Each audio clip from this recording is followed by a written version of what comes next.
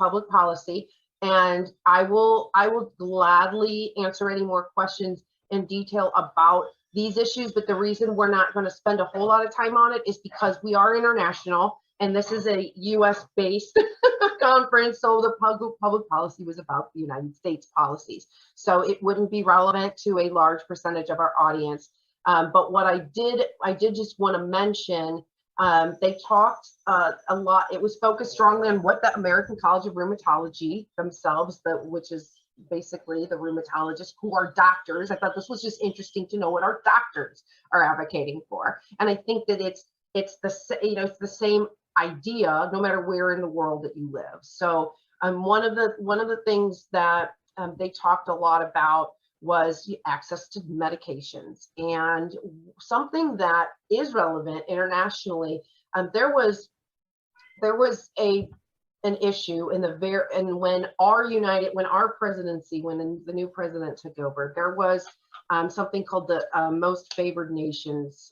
That was a policy put forth by the president before us, and it was very alarming and scary for a lot of people because it was based on what's called international pricing index. So wanting to take the prices of drugs in different countries and then compare that and then try to push for basically that to happen in the United States. And there's a lot of reasons why I think we can all visualize why worldwide pricing it can be problematic. There's a lot more that goes into that, but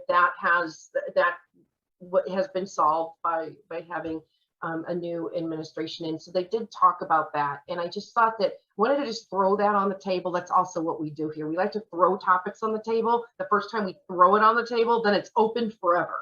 We can continue. That's just how we kind of roll is in step one, we listen, then we throw it on the table, then whatever, we can have a million conversations afterwards. And so, I just think that that's a conversation for access, no matter where in the world that you live. What are your barriers? And rheumatologists are fighting, and I believe that that's the same regardless if they're part of the ACR or other places, fighting for you to have your treatment, and the decision to be made between the doctor and the patient.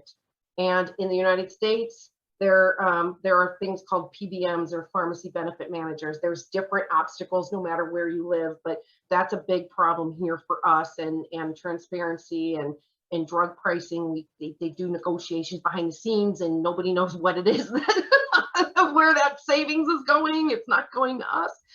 So that's just an issue that's specific to here. But again, I'm trying to translate that to what's happening in the rest of the world as well.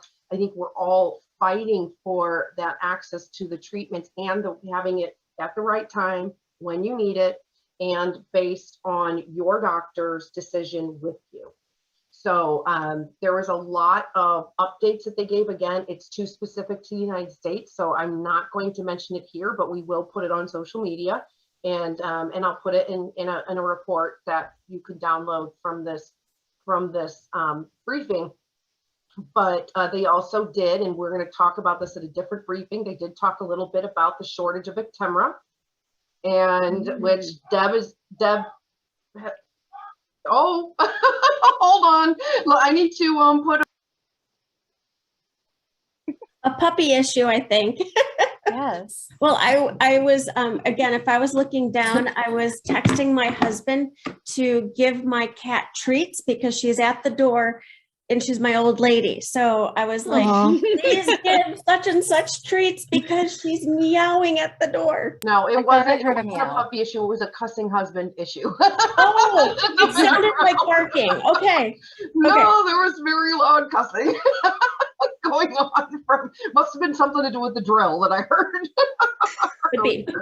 But anyway, I was just, they did talk about that they're working and they're fighting to make sure that our patients have access to our treatments. And just, again, we will go into this in a different debrief, but we did do a press release on this. Deb was part of it because she has been forced off of her Actemra infusions, like many around the world have, to accommodate the hospitalizations in COVID. So we'll leave that at that, but know that that is an issue, and I know that is not specific the United States.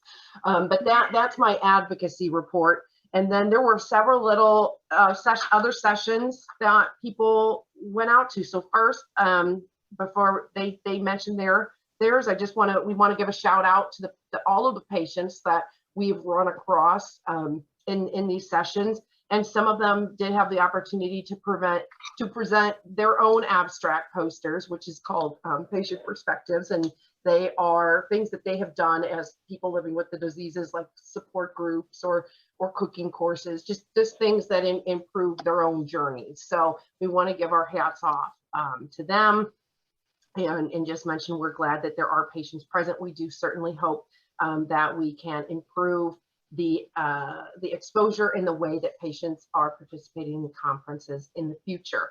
Oh, and I forgot on the disparities one, I did want to give a shout out. Our friend Rick Phillips was presenting in something that is along the lines of the disparities with ageism. So while we did not attend that session, we can go back and watch it. And we hope that Rick will give us a link to any type of write-up that he does on that. And we will certainly link it to this as well.